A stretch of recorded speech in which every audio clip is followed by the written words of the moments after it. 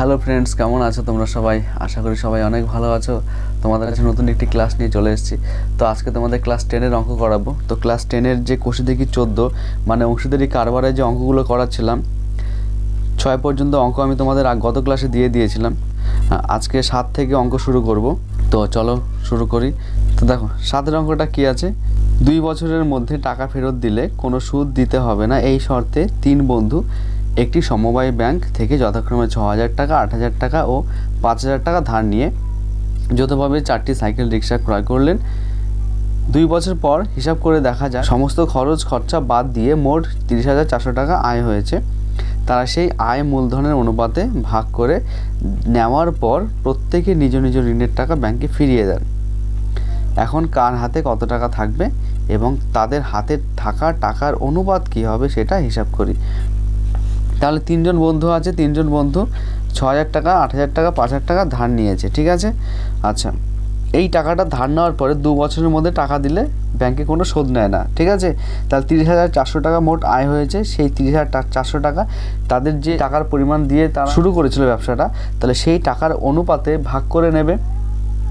আচ্ছা, সেই টাকার অনুপাতে ভাগ করে নেওয়ার পরে প্রত্যেকে যত টাকা করে নিয়েছিল 6,000, 8,000, 5,000 সেই টাকাগুলো ব্যাংকে রিটার্ন দিয়ে দিয়েছে। তাহলে তাদের কাছে কত টাকা থাকবে এবং সেই টাকার অনুপাত কত হবে সেটা তোমাকে বার করতে হবে, ঠিক আছে।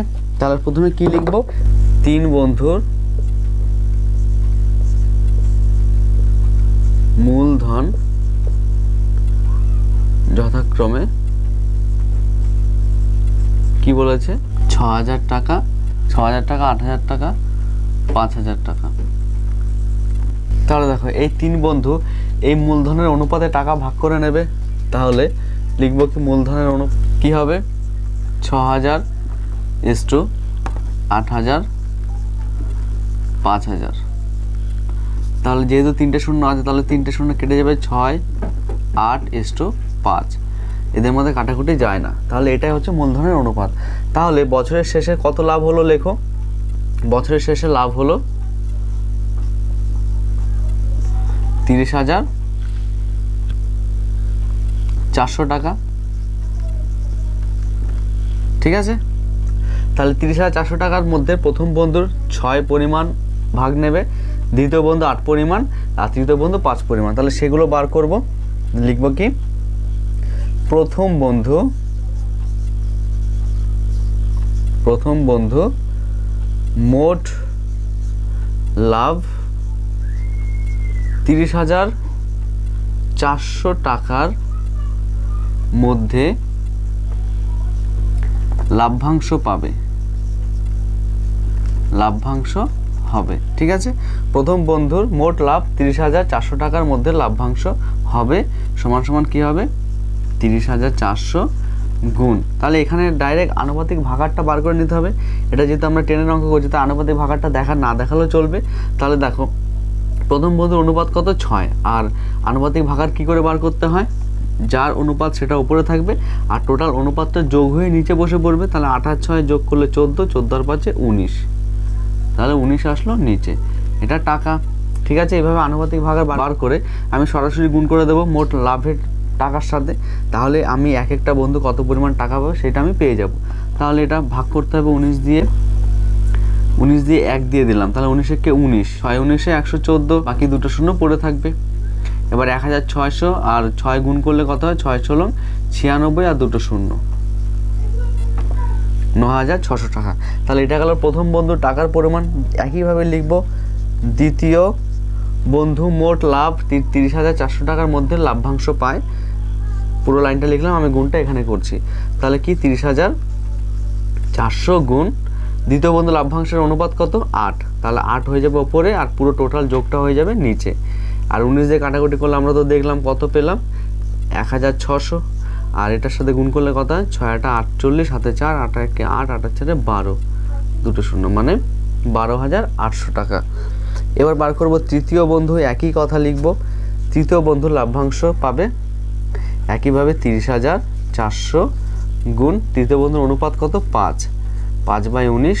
তাহলে 5 দিয়ে 19 দিয়ে কাটাকুটি করবে 1,600 বেরোবে, 5 দিয়ে 5 × 80 মানে 8,000 টাকা, ঠিক আছে। তাহলে দেখো প্রথম বন্ধু লাভ্যাংশ পেল 9,600, দ্বিতীয় বন্ধু 12,800, তৃতীয় বন্ধু 8,000 টাকা। তাহলে এই টাকার থেকে এদের ব্যাংকের থেকে যে টাকাগুলো ধার নিয়েছে সেগুলো ফেরত দেবে। তাহলে প্রথম বন্ধু কত টাকা ধার নিয়েছে? 6,000 টাকা। তাহলে লিখবো কি, ব্যাংকে 6,000 টাকা শোধ করার পরে প্রথম বন্ধুর কাছে টাকা থাকে। তাহলে কী হবে? 9,600 বিয়োগ 6,000 কত হবে? 3,600 টাকা। ঠিক আছে, এটা গেল। আচ্ছা, দ্বিতীয় বন্ধু একইভাবে একই কথা লিখবো। দ্বিতীয় বন্ধু ব্যাংকে 8,000 টাকা শোধ দেওয়ার পরে তার কাছে টাকা পড়ে থাকে। তাহলে 8,000 বিয়োগ করব, কত হয়? 8,4 মানে 4,800 টাকা। আর তৃতীয় বন্ধু একই কথা লিখে 8,000 থেকে কত বিয়োগ করব? 5,000, তার মানে কত? 3,000 টাকা। ঠিক আছে, তাহলে এটা হয়ে গেল তোমাদের উত্তর। প্রথম বন্ধু এখন কত টাকা আছে? 3,600 টাকা। দ্বিতীয় বন্ধুর কাছে 4,800 টাকা। তৃতীয় বন্ধুর কাছে 3,000 টাকা পড়ে রইল। তিনজন বন্ধুর কাছে কত পরিমাণ টাকা থাকবে সেটা আমরা পেয়ে গেলাম। এবার লাস্টে আরেকটা বের করতে বলেছে যে তাদের কাছে যে টাকার পরিমাণটা থাকবে তাদের অনুপাত কত, তাই তো? তাহলে লেখো তাদের হাতে টাকার অনুপাত। ঠিক আছে, প্রথম বন্ধু কত পেয়েছে? 3,600, তাই 3,600 অনুপাত। দ্বিতীয় বন্ধু 4,800 আর তৃতীয় বন্ধু 3,000 টাকা। অনুপাত লিখলাম। তাহলে এবার কাটাকুটি করো, দুটো শূন্য কেটে গেল, পড়ে রইল 36, আর এখানে 48, আর এখানে 30। কত দিয়ে কাটাকুটি যাচ্ছে দেখো? 6 দিয়ে। 6 6 36, 6 8 48, 5 6 30, মানে 6:8:5। তোমার উত্তর অ্যান্সার এটাই আসলো। ঠিক আছে, চলো নেক্সট অঙ্ক করি। দেখো এবার 8এর অঙ্ক। 3 বন্ধু যথাক্রমে এত টাকা মূলধন নিয়ে একটি বাস ক্রয় করেন। প্রথম জন ড্রাইভার ও বাকি দুজন কন্ট্রাক্টরের কাজ করেন। তারা ঠিক করেন যে মোট আয়ের 2/5 কাজের জন্য 3:2:2 অনুপাতে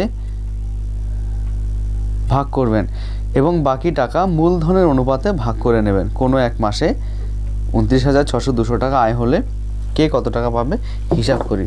তাহলে দেখো অঙ্কগুলো যেহেতু বড় তাই আমি মুখে বলবো, তোমরা লিখে নেবে, পুরো কথা আমি লিখবো না। তাহলে প্রথমে কি লিখতে হবে? 3 বন্ধুর মূলধন যথাক্রমে 1,20,000 টাকা, 1,50,000 টাকা, 1,10,000 টাকা। তাহলে কি 1,20,000 টাকা,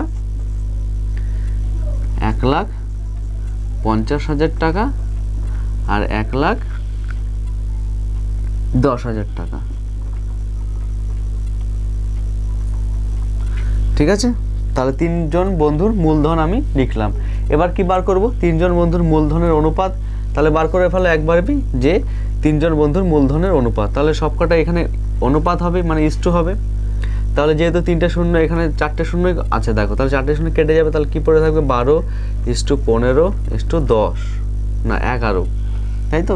এদের মধ্যে আর কাটাকুটি যায় না, তার মানে এটা হয়ে যাবে তোমার মূলধনের অনুপাত। ঠিক আছে, এইবার বলেছে যে টাকা আয় করবেন তার 2/5 3:2:2 অনুপাতে ভাগ করবেন। তাহলে লিখবো মোট আয়ের, লেখো মোট আয়ের 2/5 3:2:2 অনুপাতে ভাগ করবেন, বাকি টাকা মূলধনের অনুপাতে ভাগ করবেন। তাহলে মোট আয় যত, এবার লেখো মোট আয় কত? মোট আয় কত? 29,260 টাকা। ঠিক আছে, তাহলে এটা হচ্ছে মোট আয়। এবার বলেছে এই মোট আয়ের 2/5 এই অনুপাতে ভাগ করে নেবেন। তাহলে লেখো যে সুতরাং 2/5 অংশের মধ্যে প্রথম বন্ধু পাবে, প্রথম বন্ধু লাভ্যাংশ পাবে। ঠিক আছে, তাহলে কি হবে? মোট টাকা 29,260 টাকা। তাহলে এর 2/5, তাহলে এর 2/5 প্রথম বন্ধু মানে 3 জনের মধ্যে ভাগ হবে। তাহলে আমি সরাসরি করছি, এই টাকার 2/5 প্রথম বন্ধু পাচ্ছে। প্রথম বন্ধুর অনুপাত কত? এই অনুপাতে পাবে, তার মানে প্রথম বন্ধুর অনুপাত কত? 3। তাই আনুপাতিক ভাগা ডাইরেক্ট বার করবো 3, আর বাকিগুলো নিচে যোগ হয়। 3 আর 2 5, 5 আর 2 7 টাকা। আমি এখানে সরাসরি করলাম। এবার কাটাকুটি করো, 5 দিয়ে প্রথমে কাটবে একে।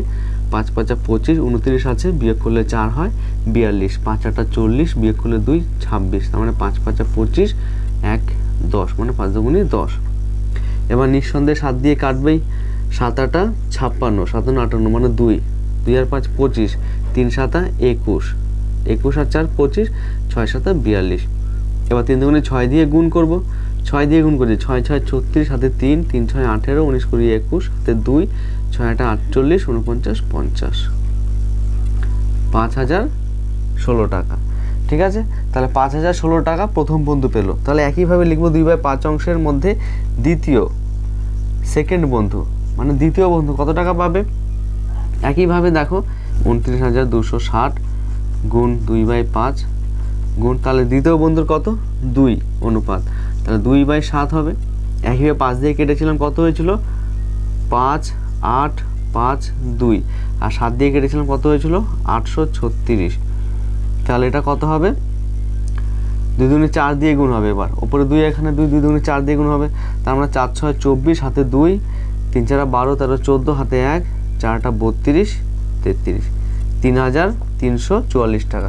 দেখো দ্বিতীয় বন্ধু আর তৃতীয় বন্ধুর অনুপাত সমান 2:1 2, তাই তো।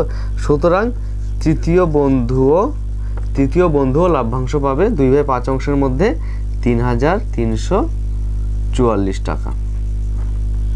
ঠিক আছে, আচ্ছা এবার দেখো মোট আয় ছিল কত 29,260 টাকা। তাহলে 29,260 টাকার মধ্যে 2/5 অংশ তারা এই ভাগে ভাগ করে নিল 3:2 অনুপাতে। ঠিক আছে, তাহলে সেটা কত টাকা সেটা আমি বের করে নিই।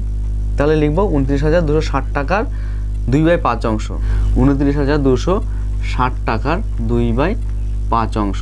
তাহলে কাটাকুটি করে কত পেয়েছিলাম 5 দিয়ে, 5 8 5 2, 5 8 5 2, আর এটাকে 2 দিয়ে গুণ করলে কত হবে 2 দুগুণে 4, 5 দুগুণে 10, হাতে 1, 8 দুগুণে 16, আর 1 17, 5 দুগুণে 10, আর 1 11, 11,704 টাকা।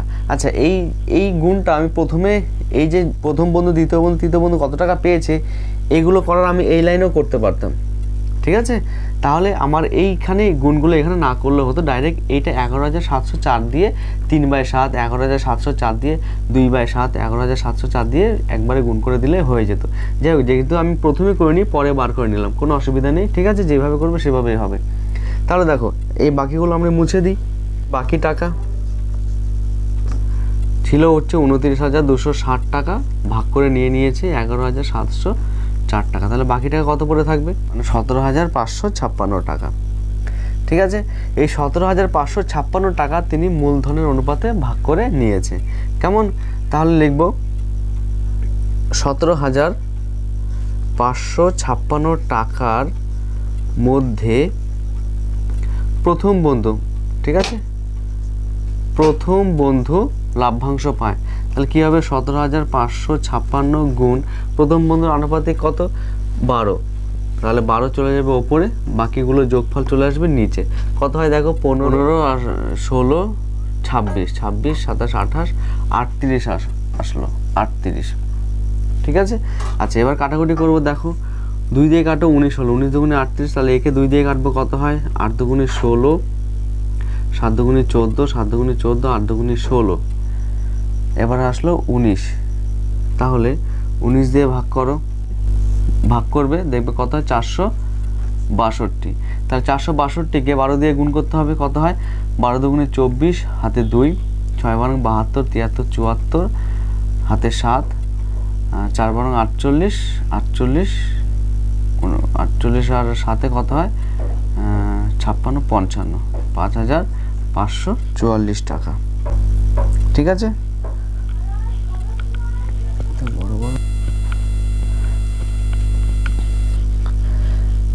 তাহলে প্রথম বন্ধু এই টাকার মধ্যে কত টাকা পেলো 5,544 টাকা। আচ্ছা আমাকে 3 জন বন্ধু মোট কত টাকা করে পাবে সেটা বার করতে হবে। তাহলে প্রথমে এই যে এই টাকার মধ্যে এই অনুপাতে যত টাকাগুলো পেয়েছো সেগুলো আমি যেহেতু মুছে দিয়েছি, আমি সেগুলো একবার টুকে নিই। হ্যাঁ, আমি এগুলো মুছে দিই। কেমন, প্রথম বন্ধু ওই 3:2 অনুপাতে টাকা কত ছিল 5,016 টাকা, দ্বিতীয় বন্ধু 3,344 টাকা, তৃতীয় বন্ধু এই টাকাই ছিল।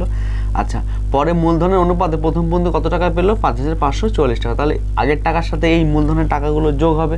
ঠিক আছে, আচ্ছা তাহলে দেখো এবার কি দ্বিতীয় বন্ধু লিখবো কি, এবার মূলধনের অনুপাতে দ্বিতীয় বন্ধু কত টাকা পেয়েছে সেটা বার করব।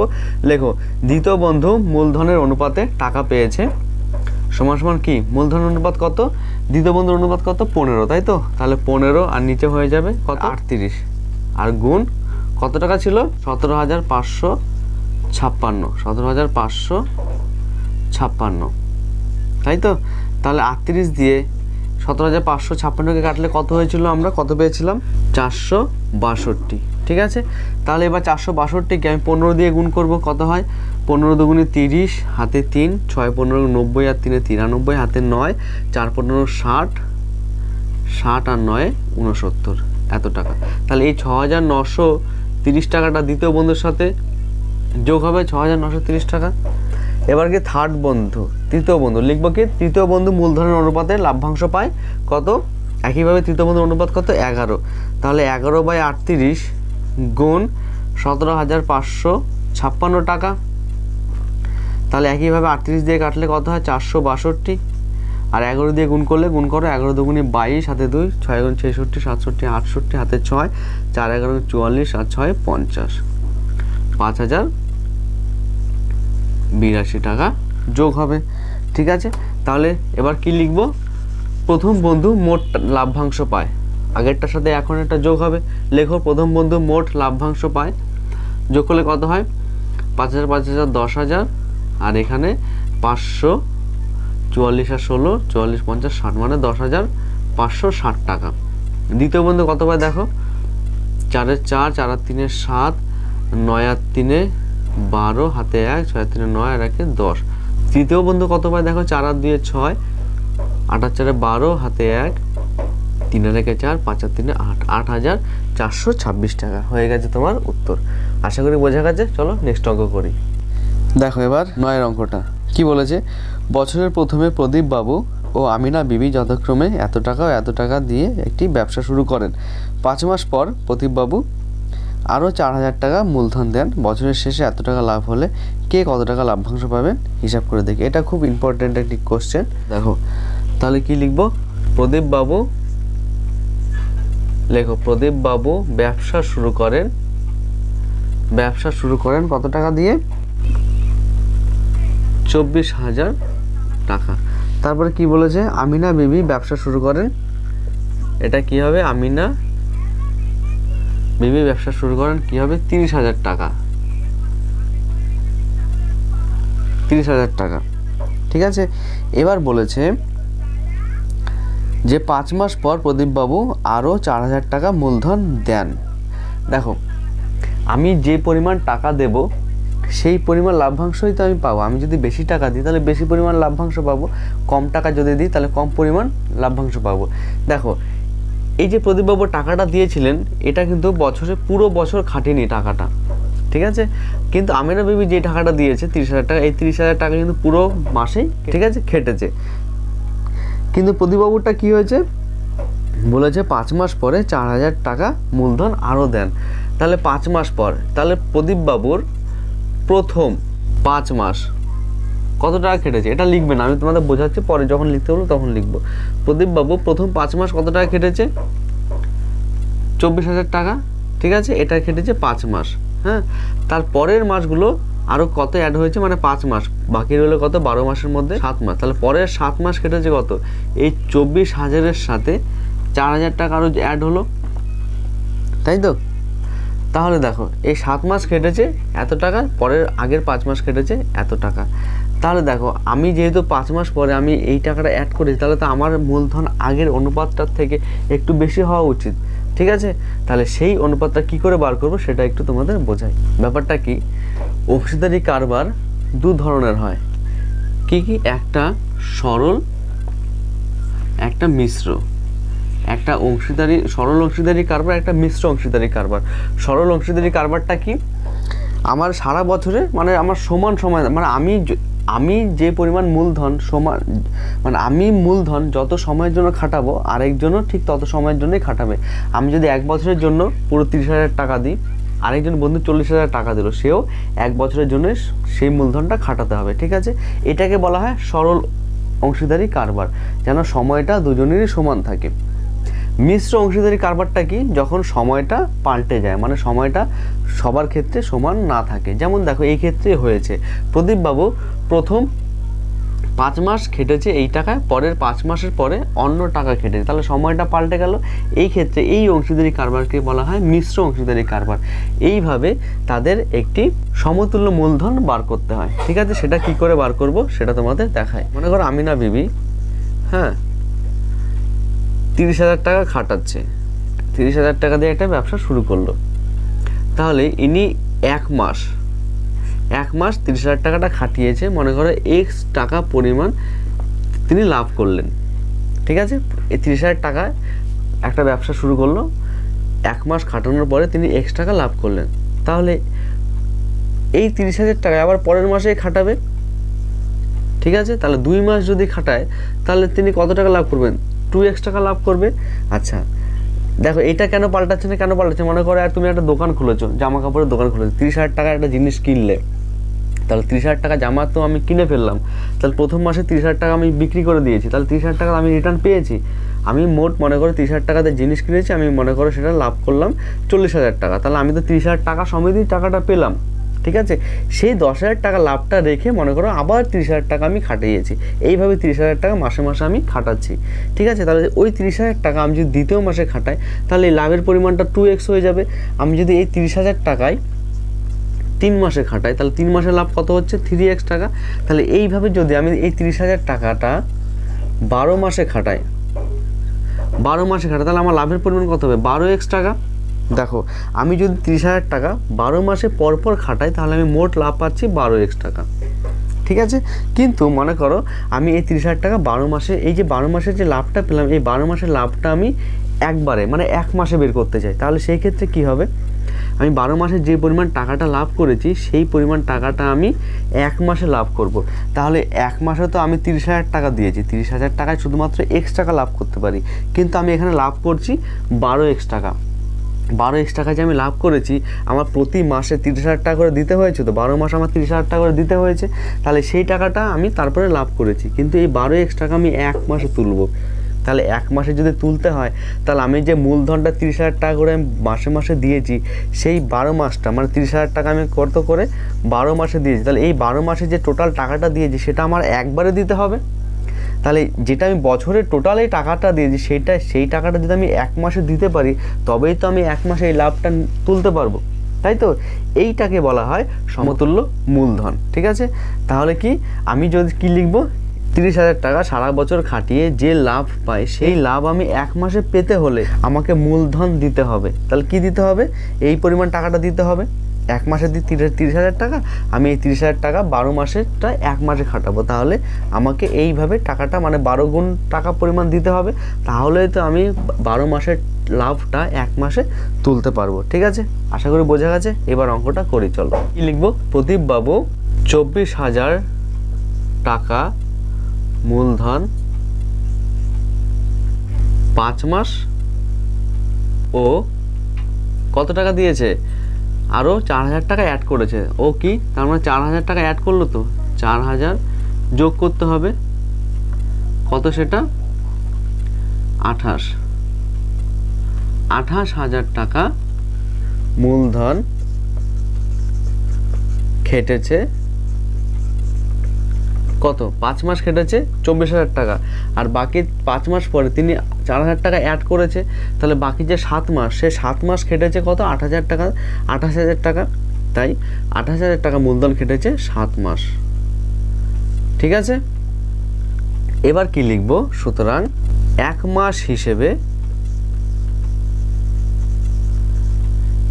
হিসেবে প্রদীপ বাবুর মূলধন, এইভাবেও লিখতে পারো বা ওইভাবেও লিখতে পারো। কিভাবে? সারা বছরের লাভ 1 মাসে পেতে হলে তাকে মূলধন খাটাতে হবে। ঠিক আছে, ওইভাবেও লেখা যায় বা এইভাবে শর্টকাটও লিখতে পারো যে 1 মাস হিসেবে প্রদীপবাবুর মূলধন কত হবে? তাহলে দেখো 24,000 টাকা আমি যত পরিমাণ লাভ হবে সেটা আমি 5 মাস খাটিয়েছি, তাহলে 5 মাসের যে লাভ হবে সেটাকে আমি 1 মাসে নিয়ে আসতে চাইছি, তাই 5 মাসের টাকাটা আমার টোটাল দিতে হবে। আচ্ছা, এটা গেল 5 মাসের টাকাটা, আর বাকি 28,000 টাকাটা কত মাস খেটেছে? 7 মাস, তাহলে 7 মাসের টাকাটা আমাকে 1 মাসে খাটাতে হবে, তাই 7 দিয়ে গুণ করতে হবে। ঠিক আছে, এবার এটা গুণ করে যোগ করে এখানে বসাতে হবে। হ্যাঁ, তাহলে বসাও, কত হলো? 41,600 টাকা। তাহলে দেখো আমার প্রদীপবাবু সারা বছরের টাকাটা আমি এক মাসে নিয়ে আসলাম, তাই এত টাকা আমাকে দিতে হবে। তাহলে আমিনা বিবির যে টাকাটা সেটাও তো আমার এক মাসে নিয়ে আসতে হবে। আমার দুটোর সময় আমার সমানভাবে রাখতে হবে, তাহলে আমি মূলধনের অনুপাতটা বার করে টাকাটাকে ভাঙতে পারবো।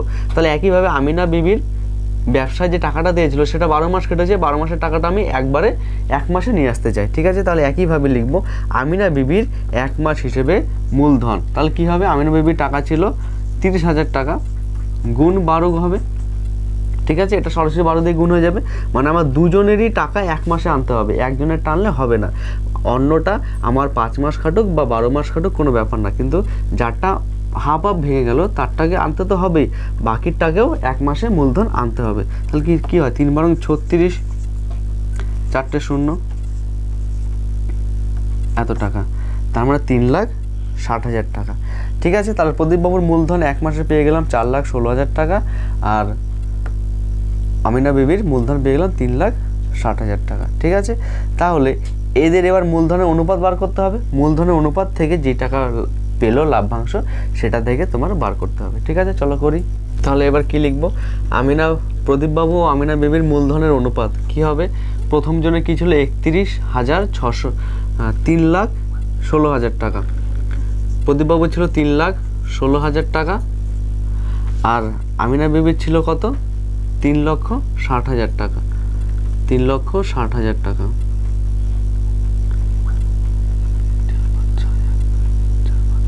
তাহলে এটাকে অনুপাতে না, কটা শূন্য, 3টে শূন্য, 3টে শূন্য কেটে গেল, পড়ে রইল 316, আর এখানে 360। তাহলে 2 দিয়ে কাটাকুটি করবে, 4 দিয়েও ভাঙা যাচ্ছে, দেখো 4 7 28, 29 30 31, 4 নং 36, 4 7 28, 29 30 31, 4 নং 36 ইস্টু 4 নং 36, মানে 90। মোট লাভ কত হয়েছে, 27,716 টাকা। এবার কি লিখবো, প্রদীপবাবুর লাভ্যাংশ পাবে কত, 27,716 টাকার মধ্যে 79 যোগ 79, আর দুটো যোগ হয়ে নিচে বসবে 9 আর 7 16। ঠিক আছে, আচ্ছা এটা এবার কাটাকুটি করব। 13কে 13, 3 13 39, তাহলে 13 দিটাকে ভাঙো, 13 দুগুণে 26, 27, 13কে 13, তার মানে 13 4, 3 13 39, 40 41, 13 দুগুণে 26। আবার ভাঙা যাবে 13 দিয়ে, 13কে 13, 13 বিয়োগ করলে কত হয়, 3 13 8, তাই তো। তাহলে 8 আর 3 83, 57 এখানে 6 13 78, 79 80 81 82 83, 4 13 52। এবার 164কে 79 দিয়ে গুণ করব, গুণ করো, তাহলে কত আসলো, 12 9 5 6 টাকা। এবার আমিনা বিবিরটা বার করো একইভাবে, তার মানে একইভাবে হবে, জাস্ট এখানে 164-র সাথে কত, 90 গুণ হবে, কারণ এটা গুণ এখানে 79 জায়গায় আমিনা বিবিরটা বার করছে, তাহলে 90/169 বেরিয়ে যাবে। তাহলে 169 দিয়ে কাটাকুটি করলে 164 গুণ 90, আমি সরাসরি করলাম, তোমরা একইভাবে করবে। তা 9 দিয়ে গুণ করো, 4 নং 36, হাতে 3, 6 নং 54, 5 56 57, হাতে 5, 9 কেনা 9 আর 5 14, 14,760 টাকা। বোঝা গেছে। দেখো এবার 10এরটা কি আছে, 10এর অঙ্কটা বলেছে, নিয়ামত চাচা কর্মী দিদি যথাক্রমে এত টাকা মূলধন দিয়ে যৌথভাবে ব্যবসা শুরু করলেন। লেখো, নিয়ামত চাচা ও কর্মী দিদি ব্যবসা শুরু করলেন যথাক্রমে 30,000 টাকা, 30,000 ও 50,000 টাকা দিয়ে,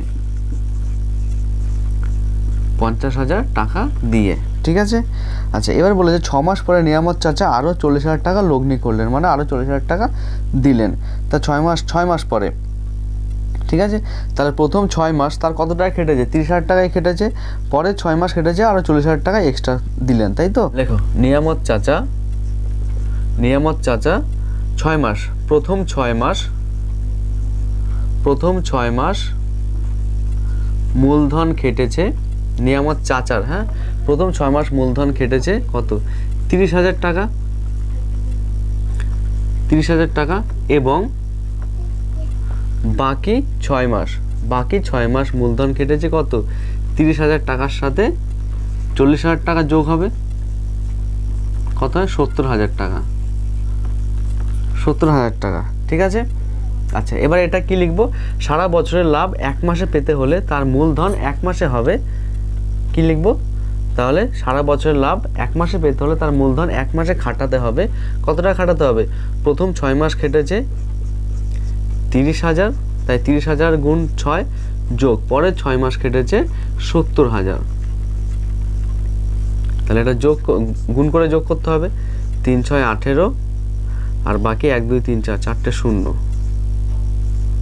যোগ 6 7 42 4টে শূন্য, কত হচ্ছে 42 আর 8 50 60, মানে 60-এর পরে 4টে শূন্য, এত টাকা।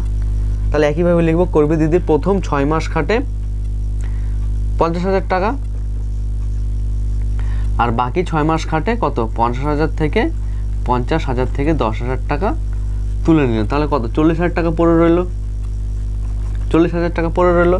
তাহলে এবার কি লিখবো, করবি দিদির সারা বছরের লাভ্যাংশ এক মাসে পেতে হলে তার মূলধন খাটাতে হবে কি, প্রথম 6 মাস 50,000 যোগ বাকি 6 মাস 40,000, তাহলে কি হবে 5 6 30 1 2 3 4 4টে শূন্য যোগ 4 6 24 4টে শূন্য, তাহলে কত হচ্ছে, যোগ করো 30 40 50 54 54 4টে শূন্য, 5,40,000 টাকা, ঠিক আছে। তাহলে এবার এদের মূলধনের অনুপাতটা বার করতে হবে। সুতরাং নিয়ামত চাচা ও করবি দিদির মূলধনের অনুপাত, তাহলে নিয়ামত চাচার কত ছিল 6-এর পরে 5টা শূন্য মানে 60, 1 2 3 4, আর করবি দিদির হচ্ছে 54, 1 2 3 4, তাহলে 60 আর 54 পড়ে রইলো, গুণ করলে কত হয় 6 10 60, 6 9 54, 10:9। এইবার বলেছে যে তাদের লাভ হয়েছে 19,000 টাকা, তাহলে কে কত টাকা পাবেন, লেখো বছরের শেষে লাভ হয়েছে 19,000 টাকা, তাহলে কি লিখবো, নিয়ামত চাচা 19,000 টাকার মোট লাভের মধ্যে লাভ্যাংশ পেল কত 19,000 গুণ নিয়ামত চাচার হচ্ছে অনুপাত 10 আর নিচে 19 হয়ে যাবে, 10 আর 9 19, কাটাকুটি করলে কত হয় 19 একে 19 আর 3টে শূন্য, তার মানে কত হলো 1-এর পরে 4টে শূন্য মানে 10,000 টাকা। আর করবি দিদির কত হবে, একইভাবে 19,000 টাকার সাথে লিখবো কি, করবি দিদি মোট লাভ 19,000 টাকার মধ্যে লাভ্যাংশ পেল 19,000 টাকা গুণ করবি দিদির হচ্ছে 9 পরিমাণ, কাটাকুটি করলে হবে 9,000 টাকা, বোঝা গেছে, এটাই হয়ে যাবে তোমার উত্তর। তো ফ্রেন্ডস, ভিডিও আজকে এই পর্যন্তই, 10 পর্যন্ত আমি আজকে অঙ্ক দিলাম, যেহেতু অঙ্কগুলো খুব বড় বড় তাই সময়টা একটু বেশি লাগলো। তো যাই হোক, পরের অঙ্কগুলো আমি নেক্সট ক্লাসে দেওয়ার চেষ্টা করব। আর তাহলে ভিডিও আজকে এই পর্যন্ত। যদি ক্লাসটি ভালো লাগে তো অবশ্যই চ্যানেলটিকে সাবস্ক্রাইব করে তোমাদের দাদার সাথে থেকো আর তোমাদের বন্ধুদের সাথেও ভিডিওটি শেয়ার করে দিও। আবার দেখা হচ্ছে নতুন একটি ভিডিও নিয়ে, ততক্ষণে ভালো থেকো, টাটা।